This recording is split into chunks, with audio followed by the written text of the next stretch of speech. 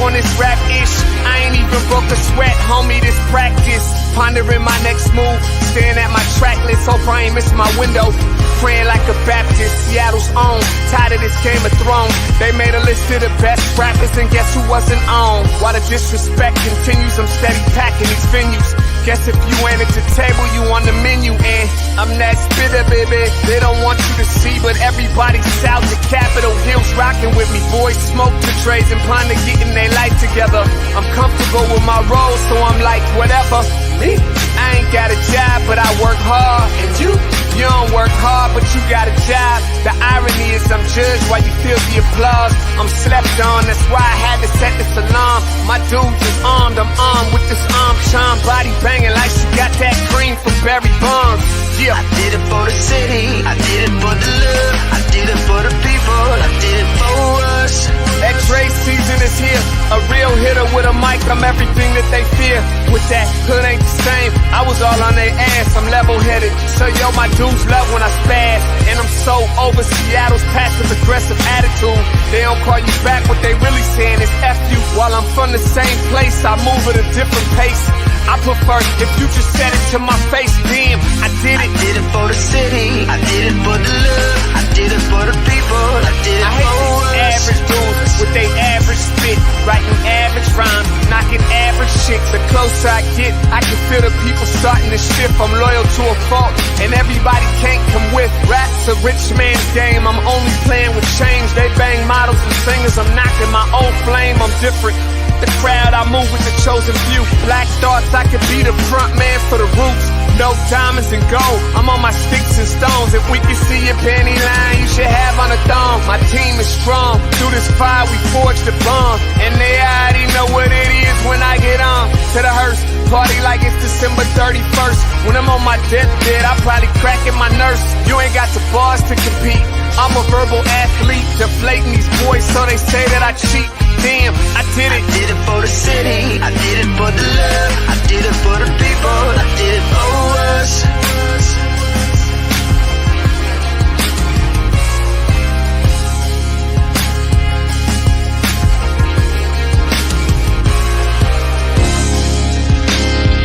Yeah. I should probably start by apologizing for the long wait, man. You know, I know I be tripping. But I'm not just a rapper, I'm an artist. And, you know, my creative process is a little bit different than most. Nonetheless, I want to welcome everybody out to the Dre's Experience. I got TCF in the building. My whole camp's here with me. I got the band in here laying this cool-ass vibe. And I'm Seattle's own. Let's get into it. I just wanna live. God protect me. I just wanna live. I just wanna live.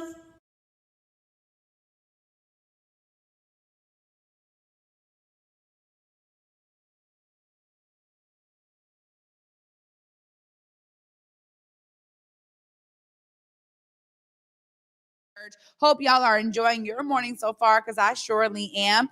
Gotta bring in my guy, my co-host with the most, Big O. Happy Wednesday, Big O. Yeah, what's up, Trey? How are you? I think we're trying to figure it out here. The audio you heard there was the press conference from Governor Inslee. I don't know if you lost it over there or not. Audio still there? Put it up. Well, you don't have it. So while he's getting it over there. What's up? How are you, Trey? I'm doing good. How are you today? Doing all right. So the governor is just having a press conference right now. Dr. Shaw is speaking. Sure, put it up on the screen. As you all know, the CDC yesterday announced a number of different things they were looking at across the country. That was an important announcement. This pandemic rages on. It's not stopped impacting people. And so what we want to do is make sure, as the governor said, that people across the state of Washington really consider wearing a mask in public spaces indoors, especially when there is more transmission in the community around them and or they're not sure what's happening in that indoor space. Those who are vaccinated, let me be very clear, are largely driving this increase in transmission across both the country and the state of Washington. But we also know that we have a way to be able to help all of us, and that is to get vaccinated. If you are still waiting to get vaccinated, we're encouraging people. It's easier than. There you go. And you want to close it out because you still got your audio coming through the system. There you go. All right. So we'll start from the top. You know, the governor with his press conference going on and basically saying that school age kids K through 12, they're gonna have to be masked up in school. He didn't mandate a return to masks, but he's highly recommending it. He also did not make it mandatory for state employees to get vaccinated. And one of the things we'll talk about here a little later in the show is there's already venues and nightclubs and things like that are saying that you cannot get in without the vaccination. But here we go. Welcome to the Morning Update Show. Want to remind you right now is a perfect opportunity to tag and share the stream. Tag and share the stream with people who you feel would appreciate culturally relevant news and information emanating from right here in the Emerald City. Want to give a big shout out to our partners over at the South Seattle Emerald and KBCS 91.3 over in Bellevue College. Also, want to remind you that you can listen to the Morning Update Show anywhere that you listen to your favorite podcast.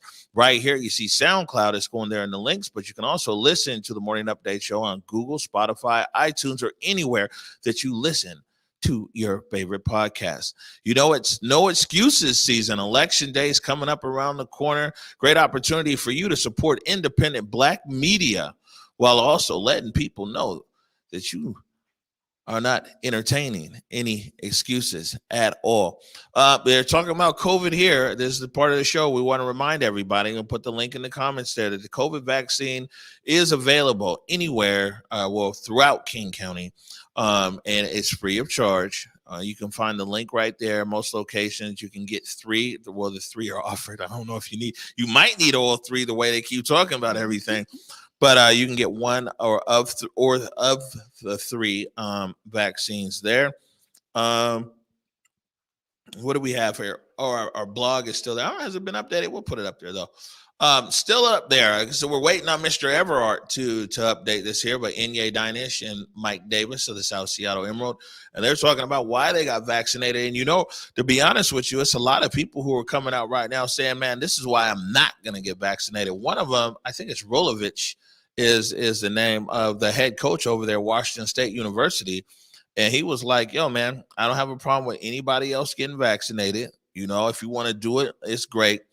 But, you know, he's not getting vaccinated. He's the head coach over there, Washington State, and the highest paid employee at Washington State University. I mean, this is not surprising, honestly, to me. I think when we think about these variants, I know that it's saying 90% of the people who are getting the Delta variant have not been vaccinated. But ultimately, I think there's still the opportunity and possibility for those who are vaccinated to continue to spread the COVID-19. They can still catch it. They can give it. So ultimately, I think that there's a lot of questions still out there for folks who are saying, you know what, not right now for me. Yeah, well, you know, their time and a lot of things might be running out. It looks like, you know, we're rapidly heading into 2 Americas here. And we see it right here in Seattle, and I think we're going to see it more across the country. We're talking about right now, there's a lot of nightlife and entertainment. Some of the venues, I think they were meeting last night, and they were talking about, like, man, they're going to limit admission to people who have who've been vaccinated. Even there at the Pac-12 Media Day, the Washington State head coach, he was there in Pullman. He had to do it over video link because he could not attend because he hadn't been vaccinated. Well, you know, this is one of those things where we see it, you know, the airlines have had to be very innovative in how they're approaching getting people back on flights. So when you're looking at a lot of these international flights, oftentimes they're like, hey, either you have to be vaccinated or we need proof of you having a negative COVID test result within 3 days prior to travel. So I was just on a meeting earlier, and that's what they're talking about in terms of live in-person events again, what it looks like for you to be able to be responsible and to be accountable to the fact that this variant is alive and well. The pandemic is still among us. It has not subsided all the way to a point where we can just have everything open. And so literally, you having either that proof of being vaccinated or having that negative test result is starting to become a real thing. And, for those who do not want to get vaccinated, I've heard it from several of the elders. They're like, look, I just get tested often, right? I'm in there at least a couple of times, a month. So I'm getting tested often. That lets me know that I'm still okay. So, some folks are moving in that direction, Omari, Yeah, no, definitely. And I think that ultimately, matter of fact, let's do this. This is off to a shaky start here. Let's take a quick break right now. We're going to come right back. We're going to hop into it.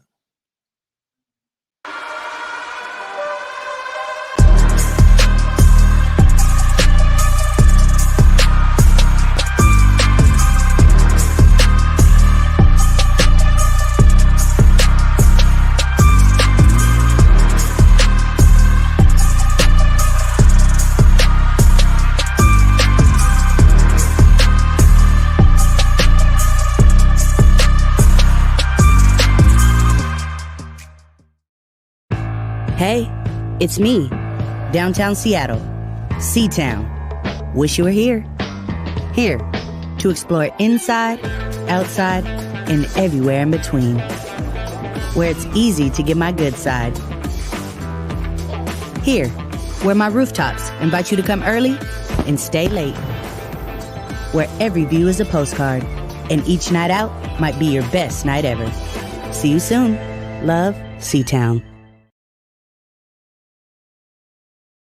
The Morning Update show is going back on the road, and this time we're headed to Seattle's iconic Paramount Theater. Join me, Trey Holiday, and the rest of the Morning Update show crew August 2nd through August 6th as we broadcast live from one of Seattle's most iconic landmarks and put a focus on the arts, culture, and music right here in the Emerald City. That's the Morning Update show live from the Paramount Theater, August 2nd through August 6th from 11 a.m. to 12 p.m., streaming across all converged media platforms. Welcome back to the Morning Update show, and we're getting through it. You know what I'm saying? It's our last few days here in this studio, by the way. Back to this issue here, though, of vaccinated, not vaccinated. Like I said, I think that we're going to see the impacts right here in Seattle quickly. At Seattle being one of these kind of cities that's kind of been proactive around COVID. I wouldn't be surprised if we see more and more things where people are segregated, whether they got the vaccine or not. I saw a question there in the comments asking about Washington State University, about how many of the players have been vaccinated. And I think they said of the football team over there, I think it's 75% of the players are vaccinated. Head coach was like, nah, man, I'm not having it. And so it's going to be interesting over here in Seattle to see how the city now gets divvied up into, where you can go if you've been vaccinated or not vaccinated. Yeah, I mean, this is why I think even, if you're not vaccinated, being prepared with, that test result to show folks I'm okay. Because I think that there's this idea, we've been having these kind of conversations. Me personally, I've been having them in community, in different groups where a lot of people are talking about it. And it's really drawing the lines in the sand, in terms of, folks not even wanting to be around those who have not been vaccinated. It's causing some differences here in terms of relationships that are long standing, because people are feeling the way that they feel. And right now we're in a time and place where we have the option of being vaccinated. As one of the elders said to me, you know what, during polio, we didn't have the option, right? It was mandatory for people to get the polio vaccine. And you had to be vaccinated. This right here is kind of that transformative time we talk about. That's why it's so unique. I think as well, though, although it's going to happen is you already have to be vaccinated and a vaccination record. A child does to be in public school, in school here. I think that they're going to add that vaccination as a requirement, and they're probably going to drop the age because, they're already doing trials on young children younger than 12. And I think that, that very well might be a point right there. But, I was talking to a few people this morning in the health sector, and what they were talking about was that with this vaccine, basically you got people who are vaccinated against a pretty good, against COVID as we know it, right? but as the longer that COVID is able to continue to mutate in different parts of the unvaccinated population, that ultimately it might in that process create a strain that is now deadly where people who've been vaccinated. And I mean, with this, it's almost like, because you can still get it, you can still carry it, you can still transmit it, you just won't die. You know what I'm saying? I mean, and we see that like 90+% of the people who are dying of COVID, and 90+% of the people who are in ICUs and everything else, they're people who have not been vaccinated. So a bigger concern is that ultimately, if it's not reeled in, that there will be a variant, that will now be deadly to people who've been vaccinated. Yeah, I mean, that's one of those things is that, this virus can progress rapidly. And we're seeing it really happen right before our very eyes. The fact that the vaccination is there to, again, protect the strength of those proteins where the COVID virus attacks that cell. I mean, you're right. Oh, if it has another way of attacking, if it gets smarter as a virus, then that protection layer, it would actually be able to penetrate that as well. So these are the kind of things that have people kind of a bit up in arms right now when we talk about people being very cautious about who they're associating with, because they don't want to really be around people who have the propensity to be bringing that new strain into their environment. So, you're absolutely right. I mean, we'll see, man, how this all kind of plays out. Again, it's happening right now in real time for us. Yeah. Also, this newer strain is more contagious with young people, and younger. I was, when COVID first showed up, remember, it was like people figured it was the old folks disease or old folks virus, and now it's getting young. But as you can tell, we could definitely be talking about this COVID thing all day. And actually, we have a community voices coming up.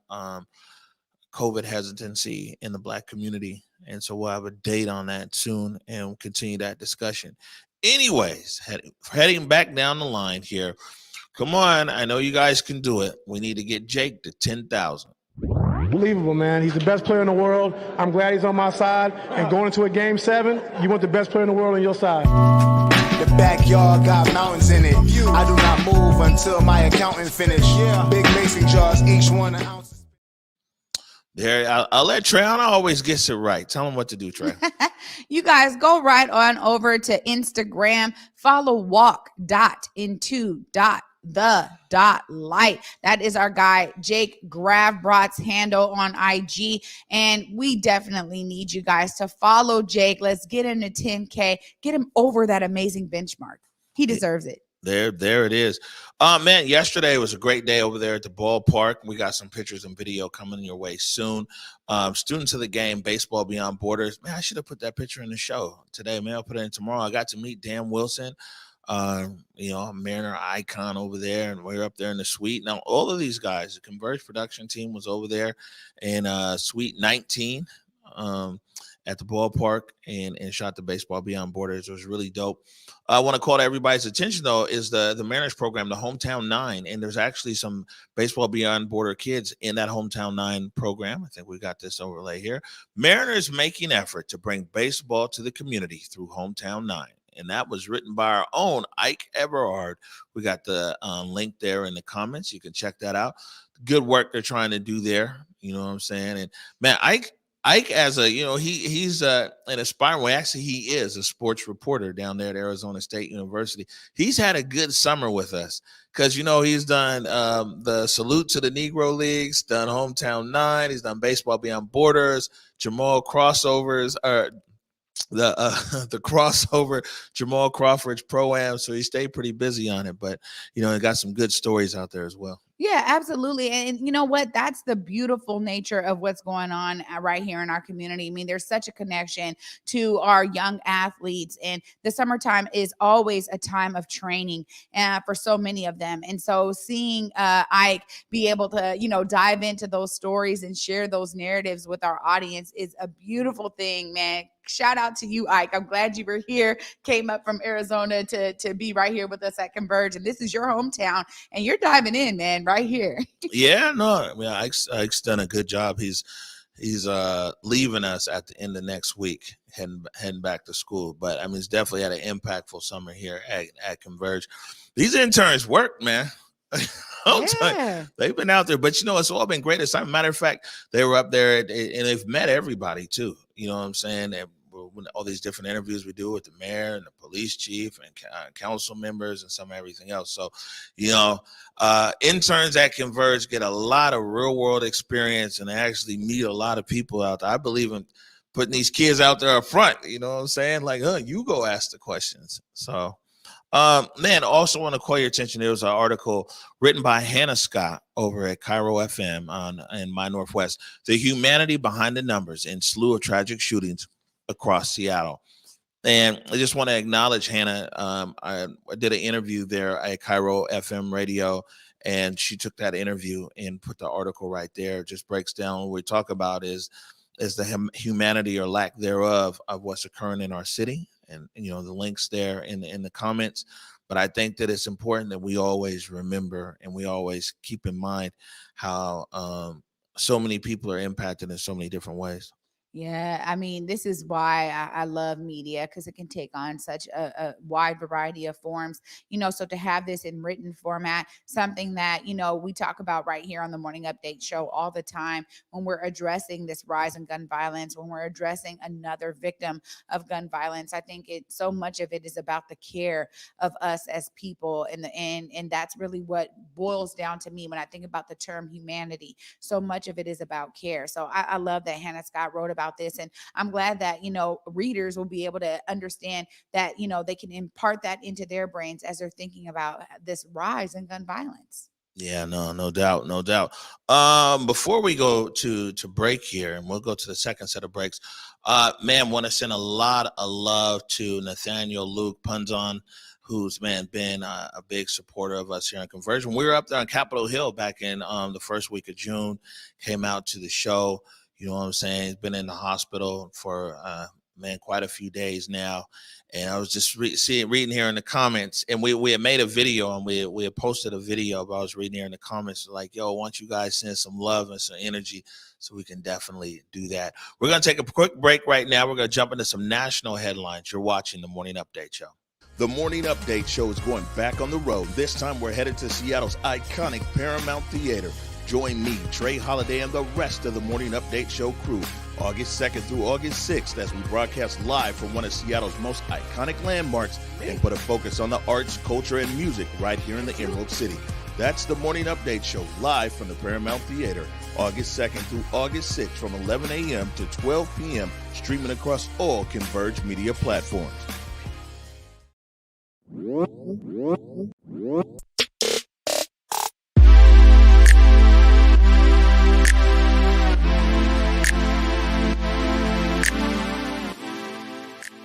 Market Street Shoes, slinging kicks since 2006, with styles that support you and yours, getting the F outside or staying comfy when you just want to lounge indoors as well.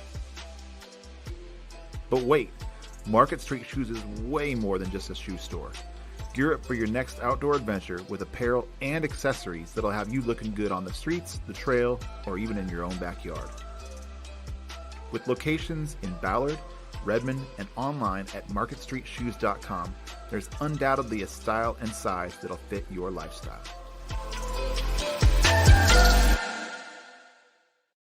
Hey everybody, we all know that COVID-19 has had a major impact on everything this year, even energy bills. Puget Sound Energy understands the ongoing struggle that's facing its customers. And this is why they're offering a COVID bill assistance program of up to $2,500 per qualified customer.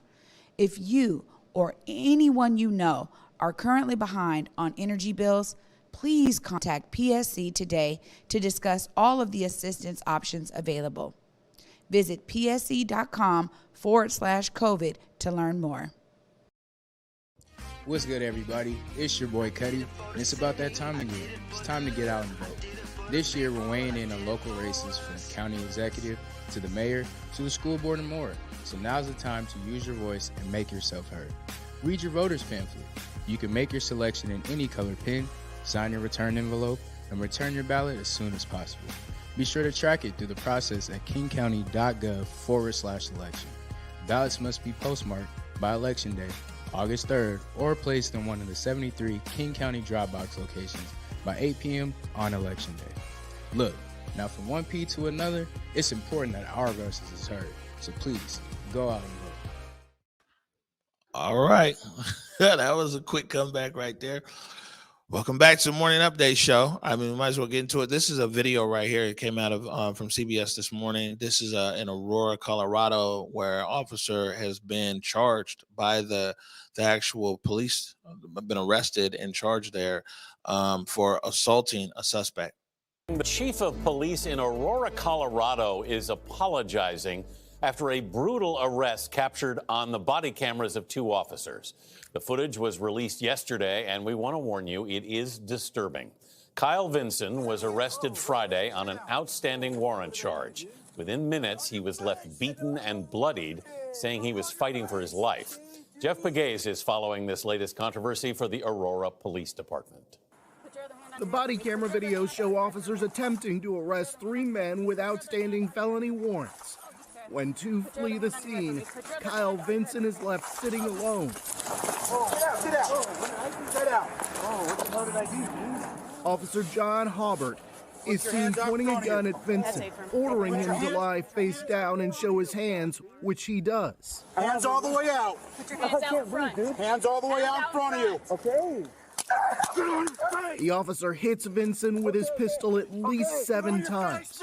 One cut on Vincent's head required 6 stitches. He later holds him by the neck for almost 40 seconds. Vincent's father says he was shocked by what he saw. I thought he was going to die because he said, "You're killing me." On your face! Get on your face! Aurora's police chief, Vanessa Wilson, calls the arrest a despicable act. We're disgusted.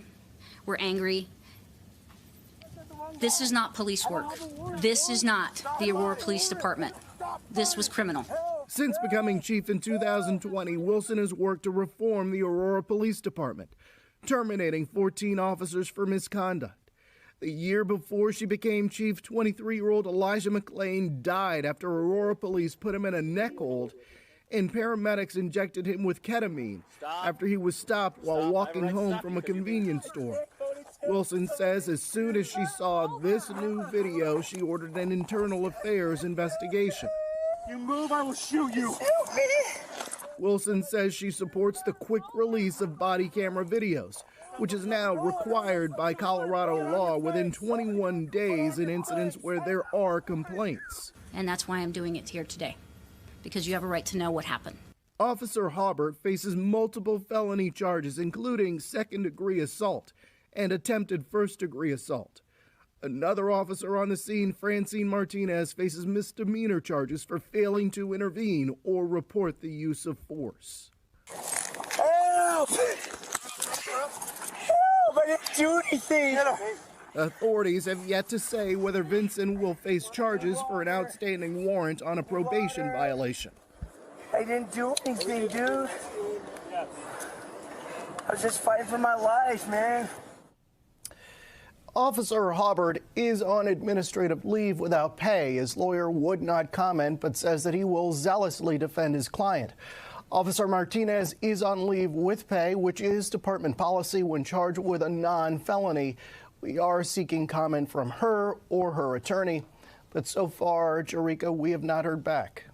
Wow, Jeff, that video is hard to watch, but once again, video holding officers accountable. Thank you.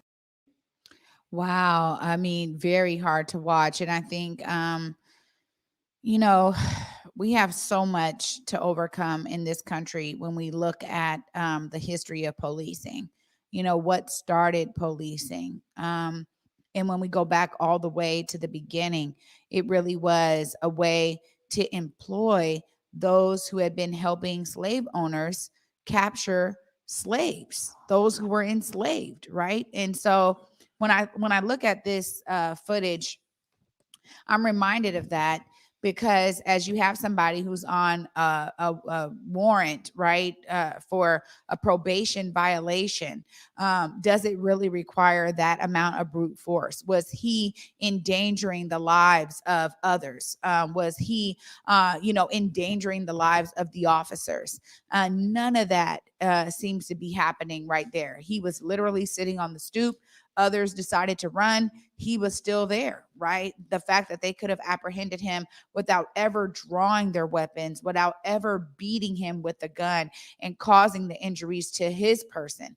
I think so much of it is really what we have to start putting into question right now. And shout out to that chief of police there who is really working to change the policing there in Auburn County in Colorado. I think it's so important for every time there is a opportunity to take an innovative approach, a different measure to disrupt the status quo that has meant that so many Black bodies see themselves as victims of this kind of police brutality. You got to take it. So shout out to that chief for saying no, not only just firing 14 officers for excessive use of force, but also being very intentional in the measures on this case. Oh, that is just disgusting video to see. Yeah, and I mean, you only see it because there's a body cam. I mean, if there was no body camera, there would be no case. I mean, it's just kind of like George Floyd. If there hadn't been, when you saw the original police report for George Floyd, it didn't mention any of the things that the Chauvin and the other officers did. If there was no body camera here, I doubt that this would have, what I'm saying, this would have amounted to anything. But I mean, it's important for people to see like this stuff happens. You know what I'm saying? And depending upon what county that you're in or what municipality that you're in the state, you can get an FTA or failure to appear for traffic court. So, you know what I'm saying? I don't know what grounds on this warrant was with this person, but even when you're saying someone has a warrant on an FTA, you can have a warrant. But either way, you see dudes just sitting right there, the whole time, but to pull the whole gun out, everything else. And I'd be like, it's these cases like this, though, is weird. It's kind of like Philando Castile, right? The officer had so much aggression and fear with Philando Castile's like, yeah, bro, you know what I'm saying? I got a gun. Let me just go get my permit. And dude's just sitting there yelling, just whatever. And it's just like right here, it's just so much aggression. And the guy's just like, yo, man, I'm just right here. I'm chilling. I'm whatever. This whole thing is crazy that, to be honest with you. But, I mean, it's a reminder as well. I think that, sometimes people think that what's transpired the last year, maybe across America, that things are like totally different and everything else. And that's not always necessarily the case. Now, I will say the Aurora Police Department, I think there's like 16,000 police agencies or some crazy number like that across America. Can't say that that's a representation of every police force, but man, you know what I'm saying? Very well might be of a lot. I don't know. It's crazy. I mean, this is why, you have to have people that are willing to do the hard work right now, and not bury it. The fact that they're even charging the officer who was on the scene who did not report this or try to intervene. That's the kind of stuff that we need to have on the books, because honestly, these cases set precedents. And that's what we know in law, right? It is incremental. But when cases like, Derek Chauvin and the George Floyd case, this is what sets precedents. So now you have an officer who is being being held accountable by law, for his actions and abuse of force that caused the loss of George Floyd's life. It was pure murder, as we all saw it. He was charged in a way that allowed him to take some accountability. I know folks out there are like, well, it wasn't enough. But this is what we need right now. We need these kinds of opportunities to begin to lay the foundation for the precedents, because I think some of this, too, is officers understanding that they're going to be held accountable. That has not been the case for so many decades and so many generations that now they're starting to, they need multiple cases probably to lay that foundation all throughout the nation. Because as you say, 16,000 different, jurisdictions of policing is going to take some time to really set this precedence. But I love the fact that it's happening. We're seeing it happen during our time. And I'm always that optimistic person that's like, you know what? You're right out there, those who say this is not enough. I agree. When abolitionists talk about, hey, getting rid of the whole system and replacing it with something that is more caring for us as people. Okay, I understand. But I think where we are right now, the fact that we have to work kind of within the system to dismantle some of the things that really don't work at a systemic level is really what we're seeing happen with this kind of case. Yeah. So, again, well, it's just yeah, I mean, camera on. Yeah, that's just kind of the tone of how things are right now, though. You know what I'm saying? In our country. But I mean, for sure, without that body camera, officer wouldn't have been fired. It would have been or even charged. It would be a different set of circumstances right now. And so, there's a lot of jurisdictions here that don't have cameras. I mean, Tacoma has just rolled out like some. There's a new director for the oversight for King County Sheriff. Even all the King County sheriffs, they don't have the body cams. I think Seattle Police Department, every officer has a camera on. But we're gonna take a break right now. When we come back, back to the international headlines. Actually, Simone Biles, and she's like, "Yo, I got enough. I got to protect my mental health." I feel you, Simone. Come get me. You're watching the Morning Update Show.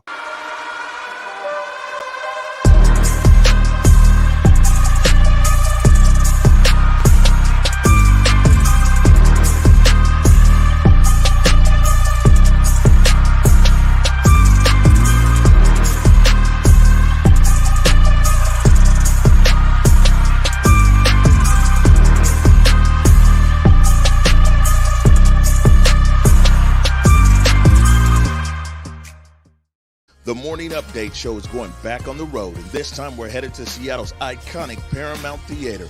Join me, Trey Holiday, and the rest of the Morning Update Show crew August 2nd through August 6th as we broadcast live from one of Seattle's most iconic landmarks and put a focus on the arts, culture, and music right here in the Emerald City.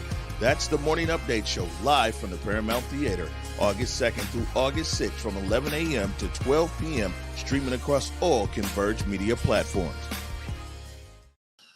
All right, welcome back to the Morning Update Show. And so, big news out of Tokyo. It's a lot of big news. Man, the people there are mad. Like the COVID rate is like the highest it's been. You know what I'm saying? There's Olympics going on. You got Olympians that are basically getting kicked out of the games because they're testing positive for COVID. There was a heat wave that was just there. That was like overwhelming. And then this news right here from the world of U.S. gymnastics. Now to Team USA at the Olympics, and Simone Biles withdrawing from the team gymnastics event today and her deeply personal explanation. James Longman from Tokyo. Tonight, heartbreak and resilience at the women's team gymnastics. Heart stopping as star Olympian Simone Biles stumbled on the vault. Confusion as she's seen back in her tracksuit. And then the 24-year-old shocking the world, pulling out of the rest of the competition. I didn't want to risk the team a medal for kind of my screw-ups because they've worked way too hard for that. Her teammates, Sinisa Lee, Jordan Charles and Grace McCallum stepping up, Biles cheering them on from the sidelines. But in the end, it was a silver medal behind Russia's gold. Biles saying that she stepped aside to take care of her mental health. I say put mental health first, so it's okay sometimes to even sit out the big competitions to focus on yourself.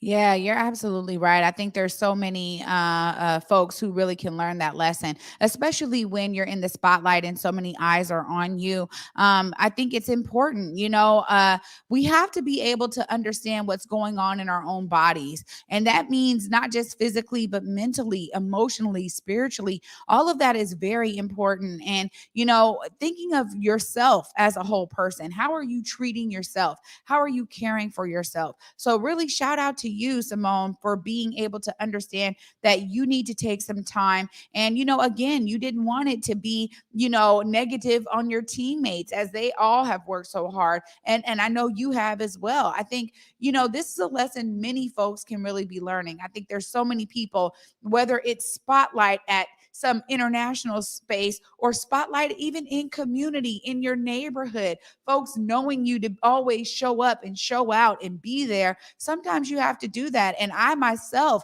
as you were saying before the break, take you take you with her.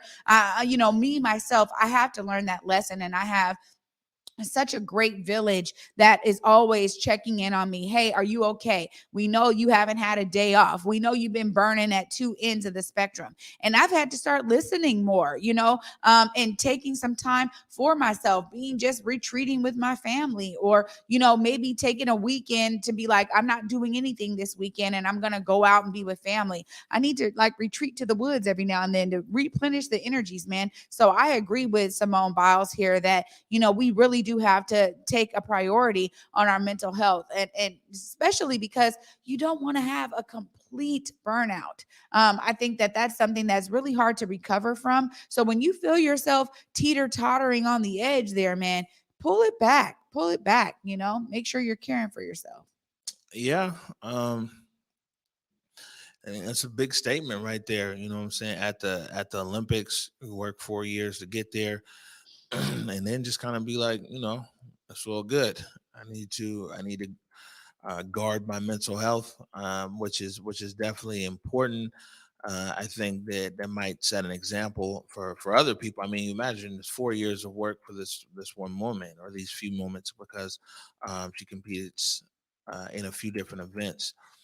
But yeah, to have that much honesty, and she just, I look like, she just kept it real at the press conference too. Like, hey man, you know what? I'm good. No long explanation or anything. It's like, yeah, I'm just good right now. And a lot of times in our community, I think that we suffer from it's never ending mental crisis. you know and when you talk about mental health and mental well-being, man, it's like a lot of times we go, and not even intentionally, it isn't like, sometimes you're in that role where that's what you do professionally, is, or in community, is you're helping to put out different crises or whatever. I mean, just living, look at all these things, you know what I'm saying? That's like, it's impacting, and and it layers upon us and upon us. And far too often, like, we never take a break. We never really, look at our mental health. And there's always an end result, and an end result, like, heart disease, things like that, diabetes, all these kind of things, man, because we've internalized all of these traumas and pressures and everything else. We've taken no regard to our mental health, because for generations we've been told, you just need to be strong, you just need to suck it up, and that's what got us through, though. You know what I'm saying? And so, I mean, it's real. But yeah, I mean, it's tough out there for a lot of people in our community. When I think about my personal family, right? And I realize that so much mental health was not being cared for. And I think about how this is really probably the story of so many families out there. My great grandmother used to, run these kind of like card games, right, out of their house on 15th in the Central District. And everybody would go there. And that was like their release for the week. All of the things that they had dealt with. She was a maid her whole life. She was cleaning up behind white folks to provide for my mom and my mom's siblings when my grandmother needed to take a mental break. And my grandmother had her own set of issues where she was like, you know what? Mom, I need you to take care of my 6 children. I need to go away for a while. I need to deal with some things personally. And I look at how people cared for themselves then. So much of it was steeped in, you know what?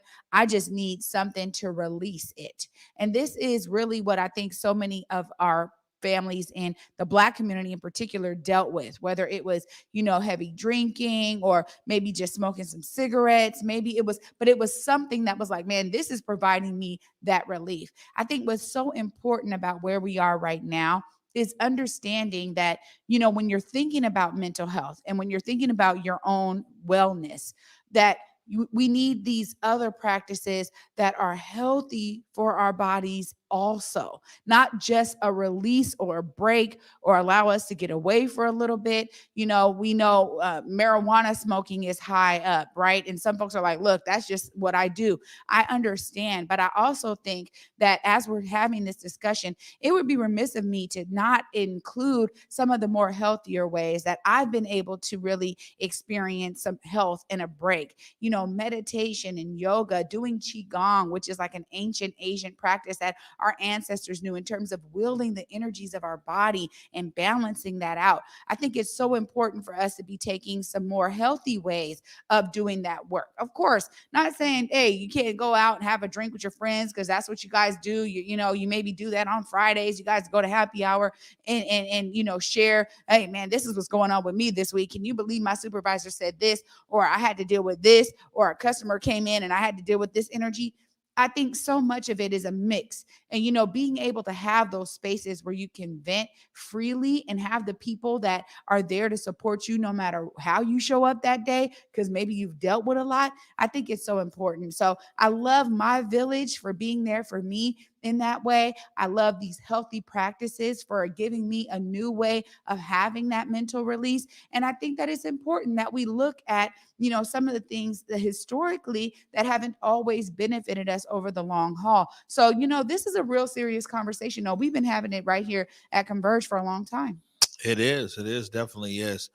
Man, so for you guys out there been following us for a long time, we'll give you a heads up here, is that Friday is going to be our last day here in this studio. A bit nostalgic. When we moved in over here, we knew that we had 1 year because the building's going under renovation.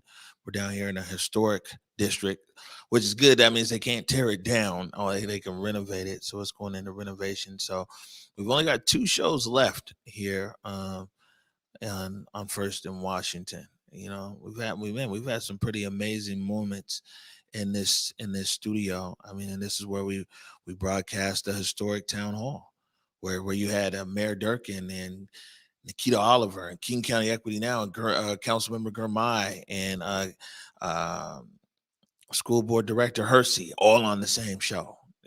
Or we did our several gun violence town halls here, where you had like Chief Diaz and you had Sean Good, Choose 180, like on the same platform. And then we were able to, really be able to tell the stories as well of people in our community. A lot of these mothers and fathers and these families who've lost their loved ones here in the city. And we've also uplifted a lot of Black businesses and other businesses as well right here. So lots of memories in this particular studio. Any memories stand out to you in particular? Yeah, I mean, as soon as you were talking about this studio, this is where we celebrated our 1 year anniversary of the Morning Update show. And it's also where we went really long one day, January 6th, as we covered this insurrection, this crazy day that we all kind of were standing still, I think, as a nation. For those of us who were not involved, literally in Washington, D.C., and watching it play out over time, I just remember us being so shocked at what we were seeing and literally like, hey, we need to go long today because we have to continue to cover this. We have to continue to give live commentary as this is playing out. And I remember seeing Jake's face and Bobby Stills at the time, looking at this stuff and being like, whoa, all of this stuff is going, can we believe it? I think we've had some historic moments here and some amazing celebrations all at the same time. So we're going to definitely miss this space. I'm so excited to show you guys our new space when we get to that point. But you know what? Lots of great memories here for me. Yeah, no, and there's quite a few people from the neighborhood down here, Pioneer Square, chiming in. We're only moving 2 blocks away. Don't worry, we're still in the neighborhood. I was like, we're gonna miss you in the neighborhood. And we're only moving 2 blocks away, so we're we're still down here. It's all good. You'll still bump into us at Underbelly or wherever else, Mad Mix.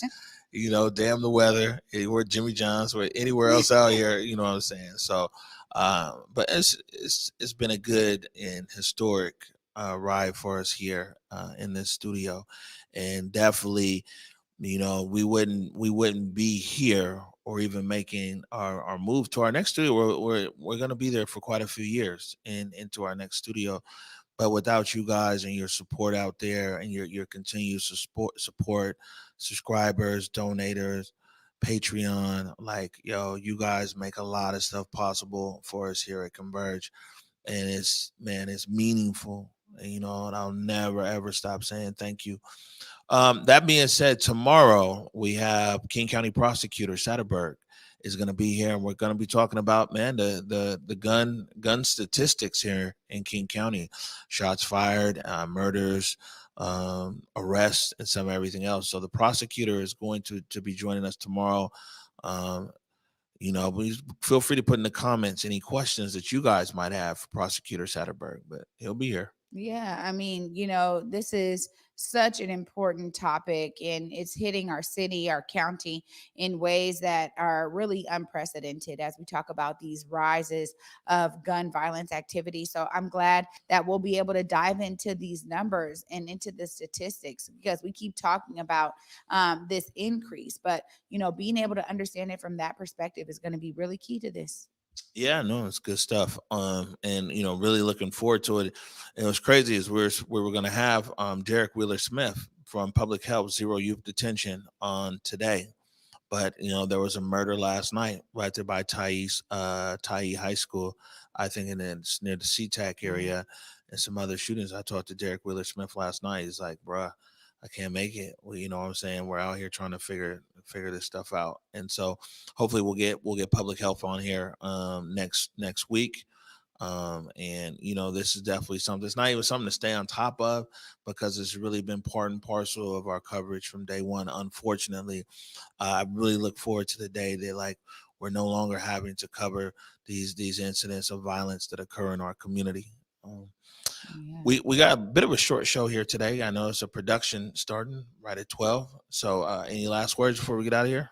You guys know, for me, as he just mentioned there, Derek Wheeler Smith, somebody who is literally seeing themselves as part of the solution. One of the things that I'm inspired by is, hey, we're here as an opportunity to really share, but sometimes you got to be just there on the ground doing the work. And so I appreciate the work of so many of all of y'all who are out there doing things on the ground, making things happen. Your energy, your efficiency, your dedication, your love, your care, your passion and compassion for community shines deep as you see yourself as part of the solution. So you guys, again, be inspired. There's plenty of opportunities for you to bring your brilliance to the table, so you too can be a part of these amazing solutions.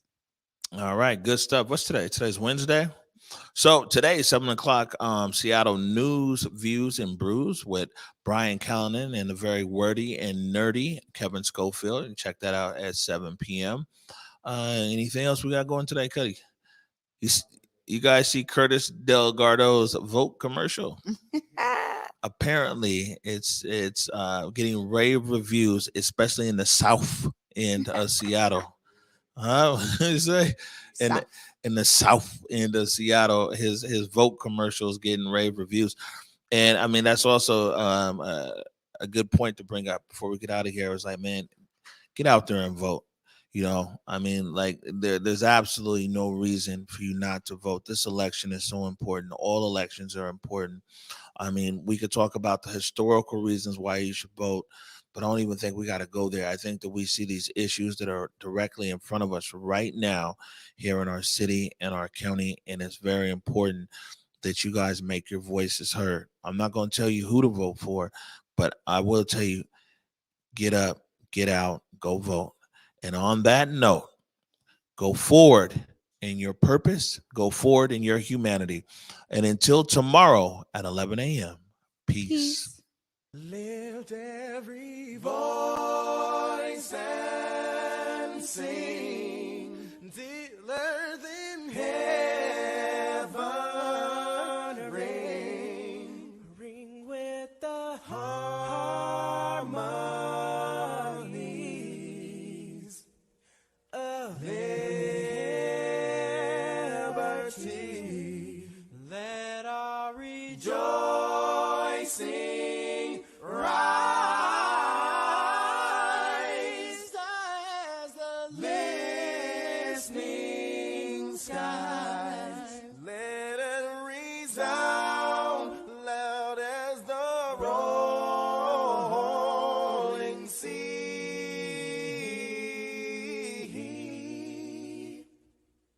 Sing a song full of the faith that the dark past has taught us. Sing a song full of the hope that the present has brought.